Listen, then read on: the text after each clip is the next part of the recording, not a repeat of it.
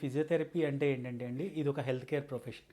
Physiotherapy is the health care profession which emphasises the use of physical treatment for the approaches of the disease and disabled. Therapy అనేది ఇందులో కూడా చాలా sub specialities ఉన్నాయి. మళ్ళీ మీకు orthopaedic physiotherapy, sports physiotherapy, gynaec physiotherapy, neurology physiotherapy, cardiac physiotherapy, so different types, geriatric physiotherapy. ఇందులో మనకి ఒక్కొక్క జబ్బుకి ఒక్కొక్క విధానమైన ఫిజియోథెరపీ చికిత్స ఉంటుంది. ఒక ఆస్టియో ఆర్థరైటిస్ అంటే ఏంటంటే మోకాలు. ఈ మోకాలు తీసుకుంటే ఈ మోకాల్లో ఈ బ్లూ కలర్గా ఉన్నది గుజ్జు అనుకుందాం. ఈ గుజ్జు ఈ లోపల సైడ్ అరిగిపోతే దాన్ని ఆస్టియో ఆర్థరైటిస్ అంటారు. అంటే మోకాలు అరుగుదల అని. ఈ సైడ్ అరిగిపోతే రుమటాయిడ్ ఆర్థరైటిస్ అంటారు. కానీ 100లో 30% మంది రుమటాయిడ్ పేషెంట్స్కి లేటరల్ సైడ్ బయట వైపు అరుగుతుంది. మామూలు ఆస్టియో ఆర్థరైటిస్ వాళ్ళకి లోపల వైపు అరుగుతుంది అనమాట. మీకు అది ఎగ్జాంపుల్ చెప్పాలి అంటే ఇది ఎక్స్రే. ఇందులో ఈ జాయింట్ స్పేస్ ఏదైతే ఉందో ఇది నార్మల్ నీ అంటారు. మీకు మామూలుగా ఆస్టియో ఆర్థరైటిస్ నీలో ఈ జాయింట్ స్పేస్ తగ్గే కొద్దీ మీకు ఫైనల్ స్టేజ్లో రీప్లేస్మెంట్ అవసరం అవుతుంది.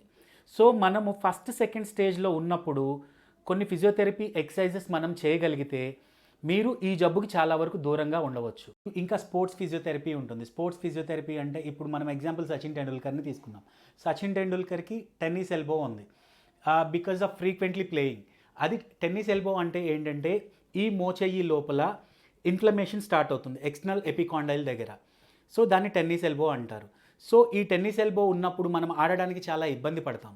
ఆ ఇబ్బంది పడకుండా మనం కొన్ని ఎక్సర్సైజెస్ నేర్పించి అల్ట్రాసౌండ్ థెరపీ అనేది చేయడం వల్ల ఆ పేషెంట్కి మూమెంట్స్ అనేవి ఫ్రీ అవుతాయి అన్నమాట. ఈ ఆస్టియో ఆర్థరైటిస్ అనేది బేసిక్గా ఎందుకు వస్తుంది అని అంటే దానికి చాలా కారణాలు ఉంటాయి. ఒకటి హార్మోనల్ ఇంబ్యాలెన్స్, ఎక్కువగా టీచర్స్లో చూస్తాం, డ్రైవర్స్లో చూస్తాం, those who stand for long time. ఈ unknown reasons, so many reasons ఉంటాయి. కాకపోతే ఏంటంటే మనం దీనికి ఆస్టియో ఆర్థరైటిస్లో ఏమవుతుందంటే జనరల్గా మన బాడీ ఒక 100 కేజీలు అనుకుందామండి. 100 కేజీలు అనుకున్నప్పుడు అందులో మీకు 100 కేజీలు ఎముక బరువు మోస్తూ ఉంటుంది. సో మేము ఏవైతే కొన్ని వ్యాయామాలు చెప్తామో ఆ వ్యాయామాలు మీరు రెగ్యులర్గా చేయడం వల్ల 40 కేజీల బరువు కండలు తీసుకుంటాయి. దాన్ని క్వాడ్రిసెప్స్ అంటారు. మీరు ఈ క్వాడ్రిసెప్స్ మజిల్ని స్ట్రెంత్ చేసుకుంటే so 1/3 of your body weight will be carried by the bone and remaining weight will be carried by the quadriceps. So ఆటోమేటిక్గా మీ సెంటర్ ఆఫ్ గ్రావిటీ కూడా కరెక్ట్గా నార్మల్గా పడడం వల్ల మీ మజిల్స్ తీసుకోవడం వల్ల మీకు ఫర్దర్గా అరిగేది ఆ స్టేజ్లో ఆగిపోతుంది. మళ్ళీ మీరు ఎప్పుడైతే ఎక్సర్సైజెస్ ఆపేస్తారో అప్పటి నుంచి మళ్ళీ ఈ ప్రోగ్రెసివ్ డిటరేషన్ అనేది స్టార్ట్ అవుతుంది. సో మేము చెప్పేది ఏంటంటే మీరు రెగ్యులర్గా ఎక్సర్సైజ్ చేసుకుంటే మీ మోకాలు అరుగుదల అనేది మీరు పోస్ట్పోన్ చేసుకుంటూ ఉండొచ్చు.